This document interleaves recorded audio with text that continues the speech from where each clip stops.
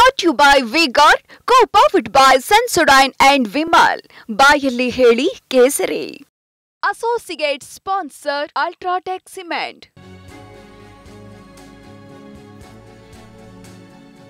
Police ಕಸ್ಟಡಿಯಲ್ಲಿ ಏನಾದರೂ ತೊಂದರೆ ಆಯ್ತೆ ಅಂತ ಎಚ್.ಡಿ. ರೇವಣ್ಣಗೆ ನ್ಯಾಯಾಧೀಶರು ಪ್ರಶ್ನೆ ಮಾಡಿದ್ದಾರೆ. 3 ದಿನದಿಂದ ವಿಚಾರಣೆ ನಡೆಸಿದ್ದಾರೆ ಅಂತ ರೇವಣ್ಣ ಹೇಳಿದ್ದು, ಎಸ್ಐಟಿ ವಿಚಾರಣೆಯ ಸಂದರ್ಭ ಏನೋ ತೊಂದರೆ ಆಯ್ತಾ ಅಂತ ನ್ಯಾಯಾಧೀಶರು ಪ್ರಶ್ನಿಸಿದ್ದಾರೆ. ಅನಾರೋಗ್ಯವಿದ್ರೂ ವಿಚಾರಣೆಯಲ್ಲಿ ಭಾಗಿಯಾಗಿದ್ದೇನೆ ಅಂತ ಎಚ್.ಡಿ. ರೇವಣ್ಣ ಉತ್ತರ ಕೊಟ್ಟಿದ್ದಾರೆ. ನನಗೆ ಯಾವುದೇ ವಿಚಾರ ಗೊತ್ತಿಲ್ಲ ಅಂತ ಕಿಡ್ನಾಪ್ ಪ್ರಕರಣದಲ್ಲಿ ಎಚ್.ಡಿ. ರೇವಣ್ಣ ಕೋರ್ಟ್ ಮುಂದೆ ಹೇಳಿರೋದು. ನನಗೆ ಗೊತ್ತಿರೋದನ್ನೆಲ್ಲ ನಾನು ಹೇಳಿದ್ದೇನೆ. ಇವತ್ತು ಎಸ್ಐಟಿ ಕಸ್ಟಡಿ ಅಂತ್ಯ ಹಿನ್ನೆಲೆ ಜನಪ್ರತಿನಿಧಿಗಳ ವಿಶೇಷ ಕೋರ್ಟ್ಗೆ ಎಸ್ಐಟಿ ಹಾಜರುಪಡಿಸಿತು. 3 ರಾತ್ರಿಯಿಂದ ನಾನು ನಿದ್ದೆ ಮಾಡಿಲ್ಲ. ನ್ಯಾಯಾಧೀಶರ ಮುಂದೆ ಎಚ್.ಡಿ. ರೇವಣ್ಣ ಅಳಲು ತೋಡ್ಕೊಂಡಿದ್ದಾರೆ. ಹೆಚ್ಚಿನ ವಿಚಾರಣೆಗಾಗಿ ಮತ್ತೆ ಕಸ್ಟಡಿಗೆ ಕೇಳುವಂತಹ ಸಾಧ್ಯತೆ ಇದ್ದು, ಈ ಸಂದರ್ಭ ನ್ಯಾಯಾಧೀಶರು ಪ್ರಶ್ನೆ ಕೇಳಿದ್ದಾರೆ. ಪೊಲೀಸ್ ಕಸ್ಟಡಿಯಲ್ಲಿ 4 ದಿನಗಳ ಕಾಲ ಇದ್ದಲ್ಲ, ಏನೋ ತೊಂದರೆ ಆಯ್ತಾ ಅಂತ ಎಚ್.ಡಿ. ರೇವಣ್ಣಗೆ ನ್ಯಾಯಾಧೀಶರು ಪ್ರಶ್ನೆ ಮಾಡಿದ್ದಾರೆ. ಈ ಸಂದರ್ಭ 3 ದಿನದಿಂದ ವಿಚಾರಣೆ ನಡೆಸಿದ್ದಾರೆ ಅಂತ ರೇವಣ್ಣ ಹೇಳಿದ್ದು, 3 ದಿನ ಇದು ತಗೊಳ್ಳೋಣ. ಇದು ಇನ್ವರ್ಟರ್ ಎಸಿ. ನೀವು ಗ್ಯಾಮ್ಲರ್ ಅಲ್ವಾ? ಗ್ಯಾಮ್ಲರ್ ಜೂಜಾಡ್ತಿರಲ್ವಾ? ನೀವು ಜೂಜಾಡ್ತೀರಾ? ಇಲ್ಲ, ಯಾರು ಏನು ಹೇಳಿದ್ರು ಅಂತ ನೀನು ಎಷ್ಟು ಕಾಸ್ಟ್ಲಿ ಹಾಗೂ ಡೆಲಿಕೇಟ್ ಎಸಿ ತಗೊಂಡು ಸ್ಟೆಬಿಲೈಸರ್ ತಗೊಳ್ಳಿಲ್ಲ ಅಂದ್ರೆ ಇದು ಜೂಜಾಟ ತಾನೇ.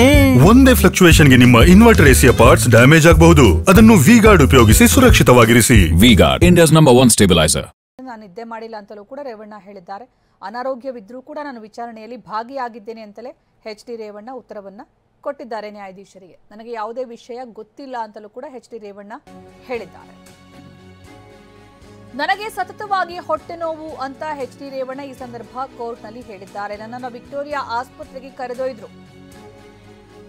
ಸತತವಾಗಿ ಹೊಟ್ಟೆ ನೋವಿದೆ, ನಾನು ತಪ್ಪೇ ಮಾಡದೆ ಒಪ್ಪು ಅಂತಂದ್ರೆ ಹೇಗೆ? ನಾನು ಅವತ್ತು ಊರಲ್ಲೇ ಇರಲಿಲ್ಲ. ಇದು ಎಚ್.ಡಿ. ರೇವಣ್ಣ ವಾದ. 25 ವರ್ಷ MLA ಆಗಿದ್ದೇನೆ ಅಂತ ಎಚ್.ಡಿ. ರೇವಣ್ಣ ನ್ಯಾಯಾಧೀಶರ ಮುಂದೆ ಹೇಳಿದ್ದು. ನಾನು ಅವತ್ತು ಊರಲ್ಲೇ ಇರಲಿಲ್ಲ, ನನ್ನ ವಿರುದ್ಧ ಯಾವುದೇ ಆರೋಪ ಇಲ್ಲ ಅಂತಲೇ ಎಚ್.ಡಿ. ರೇವಣ್ಣ ಕೋರ್ಟ್ ಮುಂದೆ ಹೇಳಿದ್ದಾರೆ. ನ್ಯಾಯಾಧೀಶರ ಮುಂದೆ ಎಚ್.ಡಿ. ರೇವಣ್ಣ ಈ ರೀತಿ ಅಳಲು ತೋಡ್ಕೊಂಡಿದ್ದಾರೆ. ನನಗೆ ಸತತವಾಗಿ ಹೊಟ್ಟೆ ನೋವು, ವಿಕ್ಟೋರಿಯಾ ಆಸ್ಪತ್ರೆಗೂ ನನ್ನನ್ನು ಕರ್ಕೊಂಡು ಹೋಗಿದ್ರು. ತಪ್ಪೇ ಮಾಡದೆ ಒಪ್ಪು ಅಂತಂದ್ರೆ ಹೇಗೆ ಸಾಧ್ಯ ಆಗತ್ತೆ? ಇದು ಎಚ್.ಡಿ. ರೇವಣ್ಣ ಪ್ರಶ್ನೆ. ತನಿಖೆಗೆ ಸಹಕರಿಸ್ತಾ ಇಲ್ಲ, ನಕಾರಾತ್ಮಕ ಉತ್ತರಿಸ್ತಾ ಇದ್ದಾರೆ ಅಂತ ಎಸ್ಐಟಿಯನ್ನು ರಿಮಾಂಡ್ ಅರ್ಜಿಯಲ್ಲಿ ಉಲ್ಲೇಖ ಮಾಡಿತ್ತು. ನಾನು ತಪ್ಪೇ ಮಾಡದೆ ಒಪ್ಪು ಅಂತಂದ್ರೆ ಹೇಗೆ? ನಾನು ಅವತ್ತು ಊರಲ್ಲೇ ಇರಲಿಲ್ಲ, ನನ್ನ ವಿರುದ್ಧ ಕಿಡ್ನಾಪ್ ಪ್ರಕರಣ ದಾಖಲಾಗಿದೆ, ಅವತ್ತು ನಾನು ಊರಲ್ಲೇ ಇರಲಿಲ್ಲ, 25 ವರ್ಷ MLA ಆಗಿದ್ದೇನೆ ಅಂತ ಎಚ್.ಡಿ. ರೇವಣ್ಣ ಹೇಳಿದ್ದು. ಹೊಟ್ಟೆ ನೋವಿದ್ರು ಆಸ್ಪತ್ರೆಗೆ ಅಡ್ಮಿಟ್ ಮಾಡಲಿಲ್ಲ ಇವರು. ನನಗೆ ಹೊಟ್ಟೆ ನೋವಿತ್ತು, ವಿಕ್ಟೋರಿಯಾ ಕರ್ಕೊಂಡು ಹೋಗಿದ್ರು, ಆದರೆ ಅಡ್ಮಿಟ್ ಮಾಡಿಲ್ಲ. ರಾಜಕೀಯ ಪ್ರೇರಿತವಾಗಿಯೇ ಬಂಧನ ಮಾಡಿದ್ದಾರೆ. ವಾರೆಂಟ್ ಇಲ್ಲದೆ ನನ್ನ ಅರೆಸ್ಟ್ ಮಾಡಿದ್ದಾರೆ. ಎಚ್.ಡಿ. ರೇವಣ್ಣ ನ್ಯಾಯಾಧೀಶರ ಮುಂದೆ ಹೇಳಿರೋದು. ಎಸ್ಐಟಿ ಅಧಿಕಾರಿಗಳ ವಿರುದ್ಧ ಎಚ್.ಡಿ. ರೇವಣ್ಣ ಈ ಆರೋಪ ಮಾಡಿದ್ದಾರೆ. ವಾರೆಂಟ್ ಇಲ್ಲದೆ ಅರೆಸ್ಟ್ ಮಾಡಿದ್ದಾರೆ, ಆರೋಪಿ ಪ್ರೆಸ್ ಮೀಟ್ ಮಾಡಿದ್ದಾರೆ ಅಂತ ಎಸ್ಪಿಪಿ ಆರೋಪ ಮಾಡಿದ್ರು.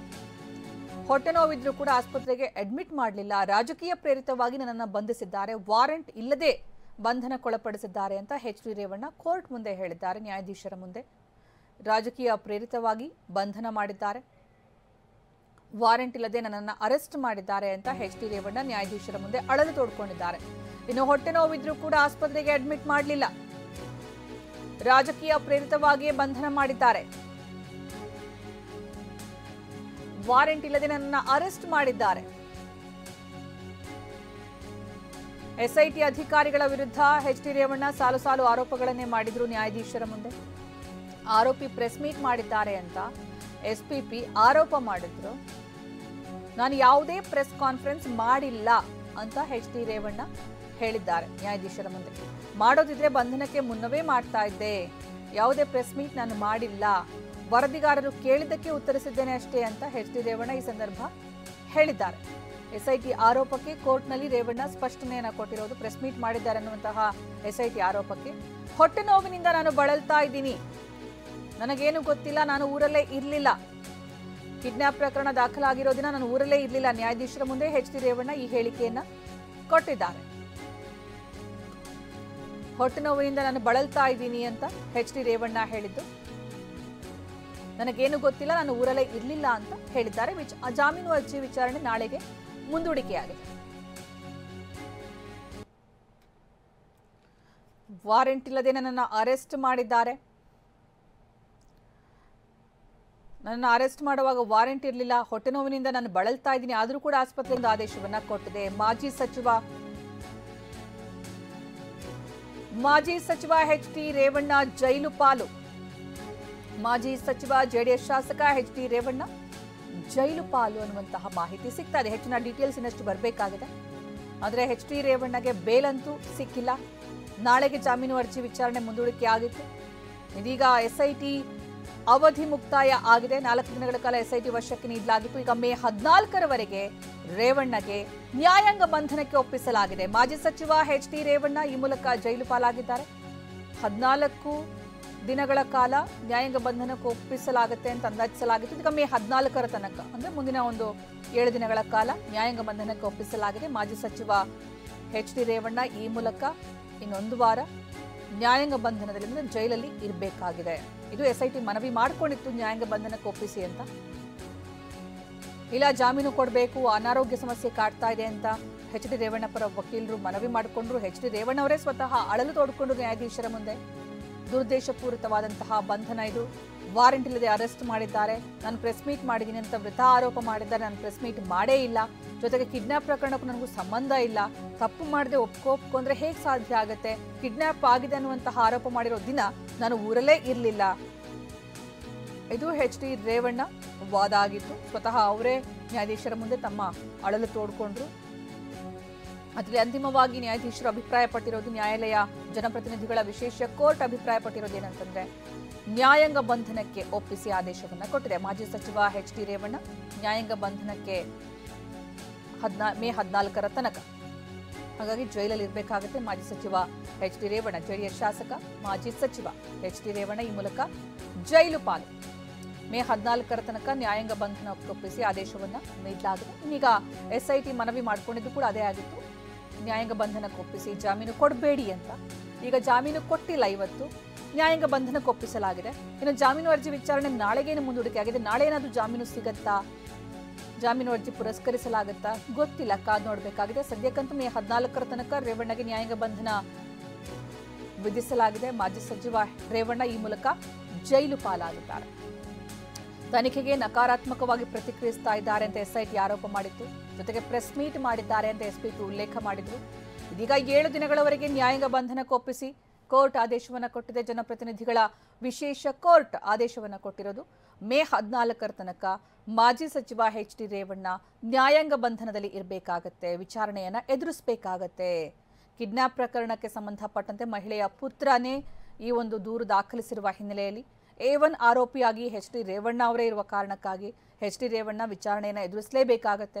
ಇಲ್ಲಿ ಯಾವುದೇ ರೀತಿಯ ಉತ್ತರವನ್ನು ಕೊಡ್ತಾ ಇಲ್ಲ, ಸಹಕರಿಸ್ತಾ ಇಲ್ಲ ತನಿಖೆಗೆ ಅನ್ನುವಂತಹ ಆರೋಪ ಮಾಡ್ತಾ ಇದ್ರು ಕೂಡ ನಾನು ತಪ್ಪೇ ಮಾಡದೆ ಹೇಗೆ ಒಪ್ಪೋದಕ್ಕೆ ಸಾಧ್ಯ ಅಂತ ರೇವಣ್ಣ ಅವರು ವಾದ ಮಂಡಿಸಿದ್ರು ಕೂಡ ಇಲ್ಲಿ ನ್ಯಾಯಾಂಗ ಬಂಧನಕ್ಕೆ ಒಪ್ಪಿಸಲಾಗಿದೆ. ಈ ಬಗ್ಗೆ ಹೆಚ್ಚಿನ ಮಾಹಿತಿ ನೀಡ್ತಾರೆ ನಮ್ಮ ಪ್ರತಿನಿಧಿ ಕೋರ್ಟ್ ರಮೇಶ್. ಇಲ್ಲಿ ಜಾಮೀನು ಅರ್ಜಿ ವಿಚಾರಣೆ ನಾಳೆಗೆ ಮುಂದೂಡಿಕೆ ಆಗಿದೆ. ಈಗ ನ್ಯಾಯಾಂಗ ಬಂಧನಕ್ಕೆ ಒಪ್ಪಿಸಲಾಗಿದೆ ಎಸ್ಐಟಿ ಅವಧಿ ಮುಕ್ತಾಯ ಆಗಿರುವ ಹಿನ್ನೆಲೆಯಲ್ಲಿ. ಹೀಗಾಗಿ ನಾಳಿನ ಜಾಮೀನು ಅರ್ಜಿ ಏನಾಗಬಹುದು ಅನ್ನುವಂತಹ ಕುತೂಹಲ ಒಂದು ಕಡೆಗೆ. ಈಗ ನ್ಯಾಯಾಂಗ ಬಂಧನಕ್ಕೆ ಒಪ್ಪಿಸಿದ ಕಾರಣಕ್ಕಾಗಿ ತನಿಖೆ ಯಾವ ರೀತಿ ಮುಂದುವರಿಯುತ್ತೆ? ಈಗ ಜೈಲು ಪಾಲಾಗಿದ್ದಾರೆ ಎಚ್ ಡಿ ರೇವಣ್ಣ. ಹಾಗಾದ್ರೆ ಸುಕನ್ಯಾ, ಇವತ್ತು ಪೊಲೀಸ್ ಕಸ್ಟಡಿ ಕೇಳ್ತಾರ ಅಥವಾ ನ್ಯಾಯಾಂಗ ಬಂಧನಕ್ಕೆ ವಹಿಸ್ತಾರ ಅನ್ನೋ ಕುತೂಹಲ ಆಯ್ತು. ಜೊತೆಗೆ ಜಾಮೀನು ಅರ್ಜಿ ವಿಚಾರಣೆ ಮತ್ತೊಂದು ಕೋರ್ಟ್ನ ಸೆಷನ್ಸ್ ಕೋರ್ಟ್ ನಲ್ಲಿ ನಡೀತಾ ಇದೆ. ಈಗ ಇವತ್ತು ಮ್ಯಾಜಿಸ್ಟ್ರೇಟ್ ಕೋರ್ಟ್ ಮುಂದೆ ಇವತ್ತು ಹಾಜರುಪಡಿಸಿದಾಗ ಅವರ ಪರ ವಕೀಲರು ಅಂದ್ರೆ ಎಸ್ಐಟಿ ಪರ ವಕೀಲರು ಒಂದು ಮೆಮೋನ ಸಲ್ಲಿಸಿದ್ದಾರೆ, ರಿಮಾಂಡ್ ಅಪ್ಲಿಕೇಶನ್ ಅನ್ನ. ಅದರಲ್ಲಿ ನ್ಯಾಯಾಂಗ ಬಂಧನಕ್ಕೆ ವಹಿಸಬೇಕು ಮತ್ತೆ ತನಿಖೆ ಸಂದರ್ಭದಲ್ಲಿ ರೇವಣ್ಣ ಅವರು ಸಹಕರಿಸಿಲ್ಲ ಅಂತ ಹೇಳಿದ್ದಾರೆ. ಜೊತೆಗೆ ಆರೋಪಿ ಪ್ರಭಾವಿ ಇದ್ದಾರೆ ಮತ್ತೆ ಅವರಿಗೆ ಬಿಡುಗಡೆ ಮಾಡಬಾರ್ದು ಅಂತ ಹೇಳಿ ಆ ರಿಮಾಂಡ್ ಅರ್ಜಿಯಲ್ಲಿ ಹೇಳಲಾಗಿತ್ತು.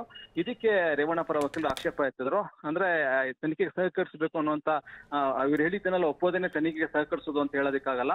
ಅವರು ಕಂಟಿನ್ಯೂಸ್ ಆಗಿ ಇನ್ವೆಸ್ಟಿಗೇಷನ್ ಮಾಡಿದ್ದಾರೆ, ತನಿಖೆಗೆ ಒಳಪಡಿಸಿದ್ದಾರೆ, ಅವ್ರ ಪ್ರತಿನಿತ್ಯ ಕ್ವಶನ್ಸ್ಗೆ ಉತ್ತರ ಕೊಟ್ಟಿದ್ದಾರೆ ಅಂತ ಹೇಳಿದ್ರು. ಆ ಸಂದರ್ಭದಲ್ಲಿ ನ್ಯಾಯಾಧೀಶರನ್ನೇ ರೇವಣ್ಣ ಅವ್ರನ್ನ ಪ್ರಶ್ನೆ ಮಾಡಿದ್ರು, ಕಸ್ಟಡಿ ಸಮಯದಲ್ಲಿ ನಿಮ್ಗೆ ಏನಾದ್ರು ತೊಂದರೆ ಆಯ್ತಾ ಅಂತ.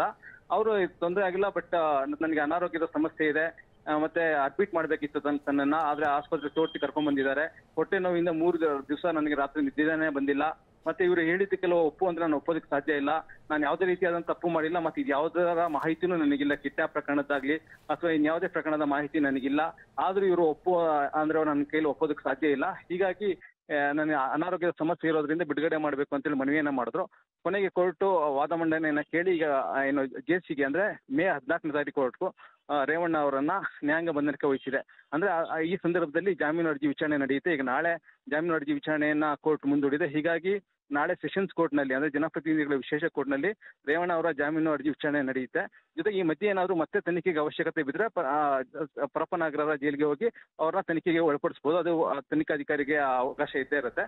ಒಟ್ಟಿನಲ್ಲಿ ಈಗ ನ್ಯಾಯಾಂಗ ಬಂಧನಕ್ಕೆ ಎಚ್ ಡಿ ರೇವಣ್ಣ ತೆರಳುತ್ತಿದ್ದಾರೆ. ಸುಕನ್ಯಾ. ಓಕೆ ರಮೇಶ್, ಹಾಗಾದ್ರೆ ಈಗ ನಾಳಿನ ಜಾಮೀನು ಅರ್ಜಿ ವಿಚಾರಣೆ ಆದೇಶದ ಕಡೆಗೆ ಈಗ ಎಲ್ಲರ ಒಂದು ಚಿತ್ತ ರೇವಣ್ಣ ಪರ ವಕೀಲರು ಮತ್ತೆ ಅವರ ಕುಟುಂಬದವರೆಲ್ಲರೂ ಕೂಡ ಎದುರು ನೋಡ್ತಾ ಇರೋದು. ಜಾಮೀನು ಸಿಗುವಂತಹ ಸಾಧ್ಯತೆ ಬಾಧ್ಯತೆ ಎಷ್ಟಿದೆ ಈ ಪ್ರಕರಣದಲ್ಲಿ? ಎಷ್ಟು ಸ್ಟ್ರಾಂಗ್ ಇದೆ ಈ ಪ್ರಕರಣ ರೇವಣ್ಣ ವಿರುದ್ಧ? ಸುಕನ್ಯಾ, ಈಗ 3 ದಿವಸಗಳ ಕಾಲ ಎಚ್ ಡಿ ರೇವಣ್ಣ ಅವರನ್ನ ತನಿಖೆಗೆ ಒಳಪಡಿಸಿದ್ದಾರೆ. ಆದ್ರೆ ಈಗ ರಿಮಾಂಡ್ ಅಪ್ಲಿಕೇಶನ್ ಹೇಳಿರೋ ಪ್ರಕಾರ ರೇವಣ್ಣ ಅವರು ತನಿಖೆಗೆ ಸಹಕರಿಸಿಲ್ಲ, ಅಂದ್ರೆ ಯಾವುದನ್ನು ಒಪ್ತಾ ಇಲ್ಲ ಅಂತ ಹೇಳಿ ಏನೋ ತನಿಖಾಧಿಕಾರಿ ಹೇಳಿದ್ದಾರೆ. ಹೀಗಾಗಿ ನಾಳೆ ಏನು ಆಕ್ಷೇಪಣೆಯನ್ನು ಸಲ್ಲಿಸ್ತಾರೆ, ಯಾಕಂದ್ರೆ ಈವರೆಗೆ ಇನ್ನೂ ಆಕ್ಷೇಪಣೆಯನ್ನು ಸಲ್ಲಿಸಿಲ್ಲ. ಆಕ್ಷೇಪಣೆಯನ್ನ SPP ಕೋರ್ಟ್ಗೆ ಸಲ್ಲಿಸಬೇಕಾಗತ್ತೆ. ಆ ಆಕ್ಷೇಪಣೆಯಲ್ಲಿ ಇದುವರೆಗೂ ತನಿಖೆಯಲ್ಲಿ ಏನೇನು ಅಂಶಗಳು ಕಂಡು ಬಂದಿದೆ ಮತ್ತೆ ಬೇರೆ ಬೇರೆ ವಿಟ್ನೆಸ್ಗಳು, ಮುಖ್ಯವಾಗಿ ದೂರುದಾರ ಏನು ಹೇಳಿಕೆಯನ್ನು ಕೊಟ್ಟಿದ್ದಾರೆ, ಅದೇ ರೀತಿ ಬೇರೆ ಸಾಕ್ಷಿಗಳು ಏನು ಹೇಳಿಕೆಯನ್ನು ಕೊಟ್ಟಿದ್ದಾರೆ, ಅದನ್ನ ಆಧರಿಸಿ ಅವರು ತಮ್ಮ ವಾದ ಮಂಡನೆಯನ್ನ ಮಾಡ್ತಾರೆ. ಜೊತೆಗೆ ರೇವಣ್ಣಗೆ ಜಾಮೀನು ಕೊಡಬೇಕಾ ಬೇಡವಾ ಅನ್ನೋದ್ರ ಬಗ್ಗೆ ಕೂಡ ಅವರು ತಮ್ಮ ನಿಲುವನ್ನ ತಿಳಿಸ್ತಾರೆ. ಹೀಗಾಗಿ ನಾಳೆ SPP ಈ ಬಗ್ಗೆ ಆಕ್ಷೇಪಣೆ ಸಲ್ಲಿಸುವ ಸಾಧ್ಯತೆ ಇದೆ. ಜೊತೆಗೆ ಜಾಮೀನು ಕೊಡಬಾರದು ಅಂತ ಹೇಳಿ ಮೆನ್ಷನ್ ಮಾಡುವಂತ ಸಾಧ್ಯತೆಗಳೇ ಹೆಚ್ಚಾಗಿದೆ. ಅದೇ ತರ ಈಗ ರೇವಣ್ಣ ಪರ ವಕೀಲರು ಕೂಡ ತಮ್ಗೆ ಯಾಕೆ ಜಾಮೀನು ಕೊಡಬೇಕು ಅನ್ನೋದ್ರ ಬಗ್ಗೆ ಅವರು ವಾದ ಮಂಡನೆ ಮಾಡ್ತಾರೆ. ಹೀಗಾಗಿ ನಾಳಿನ ವಿಚಾರಣೆ ಬಹಳ ಮಹತ್ವದ್ದು. ನಾಳೆ ಮಧ್ಯಂತರ ಜಾಮೀನಿಗೂ ಕೂಡ ಒತ್ತಾಯಿಸುವಂತ ಸಾಧ್ಯತೆ ಇದೆ. ಹೀಗಾಗಿ ನಾಳೆ ಈಗ ಎಲ್ಲರ ದೃಷ್ಟಿ ನಾಳೆಯ ವಿಚಾರಣೆ ಮೇಲೆ ನಿಂತಿದೆ ಅಂತ ಹೇಳ್ಬೋದು. ಓಕೆ, ಅಂದ್ರೆ ಈಗ ಇವತ್ತು ಪರಪ್ಪನ ಅಗ್ರಹಾರ ಜೈಲಿಗೆ ಶಿಫ್ಟ್ ಮಾಡಲಾಗತ್ತಾ ರಮೇಶ್? ಹಾಗಾದ್ರೆ ನಾಳಿನ ವಿಚಾರಣೆ ತನಕ ಸುಕನ್ಯಾ ಮೇ 14ನೇ ತಾರೀಕುವರೆಗೂ, ಅಂದ್ರೆ ಈಗ ಈ ಕೇಸ್ನಲ್ಲಿ ಜಾಮೀನು ಸಿಗೋವರೆಗೂ ಕೂಡ ಅವರು ಪರಪ್ಪನಗರ ಜೈಲಿನಲ್ಲೇ ಇರ್ತಾರೆ.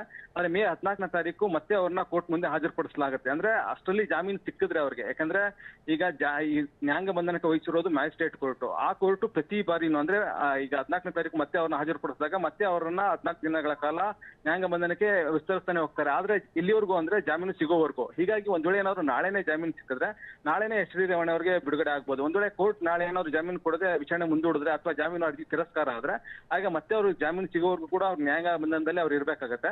ಈ ಮಧ್ಯೆ ಏನಾದ್ರು ಮೆಡಿಕಲ್ ಅಥವಾ ಇನ್ನೇನಾದ್ರು ವ್ಯವಸ್ಥೆ ಬೇಕಾದ್ರೆ ಜೈಲಿನಲ್ಲಿ ಅಥವಾ ಬೇರೆ ಕಡೆ ವ್ಯವಸ್ಥೆ ಮಾಡ್ಬೋದು. ಹೀಗಾಗಿ ಈಗ ಸದ್ಯಕ್ಕೆ ಅಂದ್ರೆ ಜಾಮೀನು ಸಿಗೋವರೆಗೂ ಅವರು ಪರಪ್ಪನಗರದ ಜೈಲಿನಲ್ಲೇ ಇರಬೇಕಾಗತ್ತೆ. ಸುಕನ್ಯಾ. ಅಂದ್ರೆ ರಮೇಶ್, ಇಲ್ಲಿ ಸ್ವತಃ ರೇವಣ್ಣ ಅವರೇ ನ್ಯಾಯಾಧೀಶರ ಮುಂದೆ ಅಳಲು ತೋಡ್ಕೊಂಡ್ರು, ಹೊಟ್ಟೆ ನೋವಿದ್ರು ಕೂಡ ಅಡ್ಮಿಟ್ ಮಾಡಿಲ್ಲ, ಇದು ರಾಜಕೀಯ ದುರುದ್ದೇಶ ಪೂರಿತವಾಗಿ ನನ್ನ ನಡೆಸ್ಕೊಳ್ಳಲಾಗ್ತಾ ಇದೆ ಅಂತ. ಸೊ ಇದು ಎಷ್ಟು ಮಟ್ಟಿಗೆ ಪರಿಗಣನೆ ಆಗುತ್ತೆ ಅನಾರೋಗ್ಯ ವಿಚಾರ ಮತ್ತು ಅವ್ರು ಹೇಳಿರುವಂತ ವಿಚಾರ?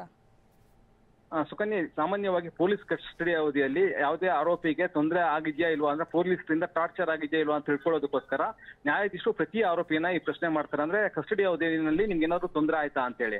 ಆ ಸಂದರ್ಭದಲ್ಲಿ ರೇವಣ್ಣ ಅವರು ಈ ಮಾಹಿತಿಯನ್ನ ನೀಡಿದ್ರು. ಅಂದ್ರೆ ಯಾವುದೇ ರೀತಿ ಅಂದ್ರೆ ಬೇರೆ ತೊಂದರೆ ಆಗಿಲ್ಲ, ಆದ್ರೆ ನನಗೆ ಅನಾರೋಗ್ಯ ಸಮಸ್ಯೆ ಇದೆ, ಹೊಟ್ಟೆ ನೋವು ಇದೆ, 3 ದಿವಸಗಳಿಂದ ನಾನು ನಿದ್ದೆ ಮಾಡಿಲ್ಲ, ಮತ್ತೆ ಈ ಪ್ರೆಸ್ ಮೀಟ್ ಮಾಡಿದ್ದಾರೆ ಇವರು ಮೀಡಿಯಾದ ಮುಂದೆ ಅಂತೇಳಿ ಆರೋಪ ಮಾಡಿದ್ರು SPP SIT ಪರ ವಕೀಲರು. ಅದಕ್ಕೆ ಇವರು ಆಕ್ಷೇಪ ಎತ್ತಿ ನಾನು ಯಾವುದೇ ಪ್ರೆಸ್ ಮೀಟ್ ಮಾಡಕ್ ಹೋಗಿಲ್ಲ, ನಂದೇ ಆಗಿದೆ, ಅಂದ್ರೆ ಹೊಟ್ಟೆ ನೋವಿದೆ, ಈ ಸಮಸ್ಯೆ ಇರೋದ್ರಿಂದ, ಜೊತೆಗೆ ನನಗೆ ವಾರೆಂಟ್ ಇಲ್ದೇನೆ ಅರೆಸ್ಟ್ ಮಾಡಿದ್ದಾರೆ. ಮೊದಲನೇ ದಿವಸ ಅವರು ವಾರೆಂಟೇ ತಂದಿರ್ಲಿಲ್ಲ, ಆದ್ರೂ ಅರೆಸ್ಟ್ ಮಾಡಿದ್ದಾರೆ, ಅದಕ್ಕೂ ನಾನು ಅಬ್ಜೆಕ್ಟ್ ಮಾಡಿಲ್ಲ. ಮತ್ತೆ ನಾನು ಪ್ರೆಸ್ ಮೀಟ್ ಮಾಡೋದಿದ್ರೆ ಬಂಧನಕ್ಕೆ ಮುಂಚೆನೆ ಪ್ರೆಸ್ ಮೀಟ್ ಮಾಡದೆ ಸರೆಂಡರ್ ಆಗ್ತಾ ಇದೆ, ಆದ್ರೆ ಅದು ಯಾವ್ದನ್ನು ನಾನು ಮಾಡಿಲ್ಲ, ನಾನು ತನಿಖೆಗೆ ಸಹಕರಿಸಿನಿ. ಮತ್ತೆ ಪ್ರತಿನಿತ್ಯ ಅವ್ರು ಪ್ರತಿ ದಿವಸಕ್ಕೂ ಹೇಳಿದ್ರು, ಮೊದಲನೇ ದಿವಸ 3.5 ಗಂಟೆ, 2ನೇ ದಿವಸ 2 ಗಂಟೆ, ಮತ್ತೆ 4 ಗಂಟೆ, ಈ ರೀತಿ ಪ್ರತಿನಿತ್ಯನೂ ತನಗೆ ಇನ್ವೆಸ್ಟಿಗೇಷನ್ ಮಾಡಿದ್ದಾರೆ. ಹೊಟ್ಟೆ ನೋವಿದ್ರು ಕೂಡ ನಾನು ತನಿಖೆಗೆ ಒಳಪಟ್ಟಿದ್ದೀನಿ, ಆದ್ರೂ ಕೂಡ ಪೊಲೀಸರು ತನ್ನನ್ನು ಬಿಡುಗಡೆ ಮಾಡ್ತಾ ಇಲ್ಲ ಅಂತೇಳಿ ಕೋರ್ಟ್ ಮುಂದೆ ಹೇಳಿಕೆಯನ್ನು ಕೊಟ್ಟಿದ್ದಾರೆ. ಆದ್ರೆ ಕೋರ್ಟ್ ಇದನ್ನ ಅದು ಯಾವುದೇ ರೆಕಾರ್ಡ್ ಮಾಡಲಿಲ್ಲ. ಅಂದ್ರೆ ಇವ್ರು ಹೇಳಿದ್ದನ್ನೆಲ್ಲ ಏನೋ ರೆಕಾರ್ಡ್ ಮಾಡಲಿಲ್ಲ. ಏನಾದ್ರು ತೊಂದರೆ ಆಗಿದೆ, ಪೊಲೀಸರಿಂದ ಏನಾದ್ರು ಕಿರುಕುಳ ಆಗಿದೆ, ಅದೇನಾದ್ರು ತೊಂದರೆ ಆಗಿದೆ ಅಂತ ಹೇಳಿದ್ರೆ ಖಂಡಿತ ಅದನ್ನ ಕೋರ್ಟ್ ಗಂಭೀರವಾಗಿ ಪರಿಗಣಿಸಿರೋದು. ಆದ್ರೆ ಅದು ಯಾವುದೇ ದೂರನ್ನ ಕೊಡದೇನೆ ಕೇವಲ ತಮ್ಮ ಅನಾರೋಗ್ಯದ ಸಮಸ್ಯೆ ಮತ್ತೆ ಈಗ ಏನ್ ಪ್ರಶ್ನೆ ಕೇಳೋರು ಅದಕ್ಕೆ ಮಾತ್ರ ಉತ್ತರ ಕೊಟ್ಟಿದ್ರಿಂದ ಕೋರ್ಟ್ ಅದನ್ನ ಪರಿಗಣಿಸಿ ಈಗ ಅವ್ರನ್ನ ನ್ಯಾಯಾಂಗ ಬಂಧನಕ್ಕೆ ವಹಿಸಿದೆ. ಹೀಗಾಗಿ ಯಾವುದೇ ರೀತಿ ಇದರ ಇಂಪ್ಯಾಕ್ಟ್ ಕೋರ್ಟ್ ಮುಂದೆ ಏನಿರೋದಿಲ್ಲ. ನಾಳೆ ಮತ್ತೊಬ್ರು ನ್ಯಾಯಾಧೀಶರ ಮುಂದೆ ಬೇಲ್ ಅರ್ಜಿ ವಿಚಾರಣೆ ಇರೋದ್ರಿಂದ ಅಲ್ಲಿ ಇವರು ತಮ್ಮ ಅನಾರೋಗ್ಯದ ಸಮಸ್ಯೆ ಇತ್ಯಾದಿಗಳನ್ನ ಜಾಮೀನು ಅರ್ಜಿಯಲ್ಲಿ ಉಲ್ಲೇಖ ಮಾಡಬಹುದು. ಮತ್ತೆ ಜಾಮೀನು ಕೋರಿ ಕೂಡ ಅಂದ್ರೆ ಜಾಮೀನಿಗೆ ಮನವಿಯನ್ನ ಮಾಡಬಹುದು. ಅನಾರೋಗ್ಯದ ಕಾರಣಕ್ಕೂ ಕೂಡ ಮನವಿ ಸಲ್ಲಿಸೋದಕ್ಕೆ ಅವಕಾಶ ಇದೆ. ಸುಕನ್ಯಾ. ಓಕೆ, ಧನ್ಯವಾದ ರಮೇಶ್. ಜನಪ್ರತಿನಿಧಿಗಳ ವಿಶೇಷ ಕೋರ್ಟ್ನತ್ತ ರೇವಣ್ಣ ಚಿತ್ತ. ನಾಳೆ ವಿಶೇಷ ಕೋರ್ಟ್ನಲ್ಲಿ ಜಾಮೀನು ಅರ್ಜಿ ವಿಚಾರಣೆ ನಾಳೆ ನಿರ್ಣಾಯಕವಾಗುತ್ತೆ. ನಾಳೆಯ ದಿನ ಇಂದು ಪರಪ್ಪನ ಅಗ್ರಹಾರ ಜೈಲಲ್ಲೇ ಕಳಿಬೇಕಾಗಿದೆ ರೇವಣ್ಣ. ಯಾಕಂದ್ರೆ ನ್ಯಾಯಾಂಗ ಬಂಧನಕ್ಕೆ ಒಪ್ಪಿಸಿರುವ ಹಿನ್ನೆಲೆಯಲ್ಲಿ ತನಿಖೆ ಮುಕ್ತಾಯ, SIT ವರ್ಷ ಮುಕ್ತಾಯ ಆಗಿರುವ ಹಿನ್ನೆಲೆಯಲ್ಲಿ ಜಾಮೀನು ಅರ್ಜಿ ತಿರಸ್ಕಾರ ಆಯಿತು ಅಂತಂದ್ರೆ ಮುಂದಿನ 7 ದಿನಗಳ ಕಾಲ ಜೈಲಲ್ಲೇ ಇರಬೇಕಾಗಿದೆ HD ರೇವಣ್ಣ. ಹಾಗಾಗಿ ಜನಪ್ರತಿನಿಧಿಗಳ ವಿಶೇಷ ಕೋರ್ಟ್ನತ್ತ ಈಗ ರೇವಣ್ಣ ಚಿತ್ತ. ಯಾಕಂದ್ರೆ ಜಾಮೀನು ಅರ್ಜಿ ಏನಾಗಬಹುದು, ಜಾಮೀನು ಸಿಕ್ಕರೆ ಬಚಾವ್, ಸಿಕ್ಕಿಲ್ಲ ಅಂತಂದ್ರೆ ಜೈಲು. ಹಾಗೆ ಕುತೂಹಲ ಇದೆ ಈಗ ಏನಾಗಬಹುದು ಅನ್ನುವಂತಹ ವಿಚಾರವಾಗಿ. ಜನಪ್ರತಿನಿಧಿಗಳ ವಿಶೇಷ ಕೋರ್ಟ್ನತ್ತ ಈಗ ರೇವಣ್ಣ ಚಿತ್ತ. ಹಾಗಾಗಿ ಏನಾಗಬಹುದು ಅನ್ನುವಂತಹ ಕುತೂಹಲ. ನಾಳೆ ಜಾಮೀನು ಮಂಜೂರಾಗತ್ತಾ ಅಥವಾ ಜಾಮೀನು ನಿರಾಕರಿಸಲಾಗತ್ತಾ? ಜಾಮೀನು ನಿರಾಕರಣೆ ಆಯಿತು ಅಂತಂದರೆ ನೆಕ್ಸ್ಟ್ 7 ದಿನಗಳ ಕಾಲ ಜೈಲಲ್ಲೇ ಇರಬೇಕಾಗತ್ತೆ. ಪರಪ್ಪನ ಅಗ್ರಹಾರ ಜೈಲಲ್ಲೇ ಕಾಲ ಕಳೆಯಬೇಕಾಗತ್ತೆ, ವಿಚಾರಣೆಯನ್ನು ಎದುರಿಸಬೇಕಾಗತ್ತೆ. ಇನ್ನೂ 7 ದಿನಗಳ ಕಾಲ ಜೈಲಲ್ಲೇ ಇರಬೇಕಾಗತ್ತೆ. ಇನ್ನು ಜಾಮೀನು ಸಿಕ್ತು ಅಂತಂದರೆ ಜೈಲಿಂದ ಹೊರಬರಬಹುದು. ಹಾಗಾಗಿ ಜನಪ್ರತಿನಿಧಿಗಳ ವಿಶೇಷ ಕೋರ್ಟ್ನತ್ತ ಈಗ ಎಚ್ ಡಿ ರೇವಣ್ಣ ಚಿತ್ತ. ಕಿಡ್ನಾಪ್ ಕೇಸಲ್ಲಿ ಎಚ್ ಡಿ ರೇವಣ್ಣ ಜೈಲು ಪಾಲಾಗಿದ್ದಾರೆ. ಈಗ ಮಹಿಳೆಯ ಪುತ್ರ ದಾಖಲಿಸಿರುವಂತಹ ಕೇಸ್ಗೆ ಸಂಬಂಧಪಟ್ಟಂತೆ A1 ಆರೋಪಿಯಾಗಿ ಎಚ್ ಡಿ ರೇವಣ್ಣ ಇದ್ದಾರೆ, A2 ಆರೋಪಿಯಾಗಿ ಸತೀಶ್ ಬಾಬು ಇದ್ದಾರೆ. ಇನ್ನು ಈ ಸಂದರ್ಭ ವಿಚಾರಣೆಗೆ ಸರಿಯಾಗಿ ಸಹಕರಿಸಿಲ್ಲ ಅನ್ನುವಂಥದ್ದು SIT ಆರೋಪವಾಗಿತ್ತು. ತಪ್ಪೇ ಮಾಡದೆ ಒಪ್ಪು ಅಂತಂದರೆ ಹೇಗೆ ಸಾಧ್ಯ ಅಂತ ಎಚ್ ಡಿ ರೇವಣ್ಣ ವಾದ ಆಗಿತ್ತು. ಇದೀಗ ಜಾಮೀನು ಅರ್ಜಿ ವಿಚಾರಣೆ ನಾಳೆಗೆ ಮುಂದೂಡಿಕೆ ಆಗಿದೆ. ಆದರೆ ಇವತ್ತು SIT ಕಸ್ಟಡಿ ಮುಕ್ತಾಯ ಆಗಿರುವ ಹಿನ್ನೆಲೆಯಲ್ಲಿ ಜೈಲಲ್ಲಿ ಕಾಲ ಕಳಿಬೇಕಾಗಿದೆ H D Revanna. Brought to you by V-Guard, co-powered by Sensodyne and Vimal. ಬಾಯಲ್ಲಿ ಹೇಳಿ ಕೇಸರಿ. Associate sponsor UltraTech cement.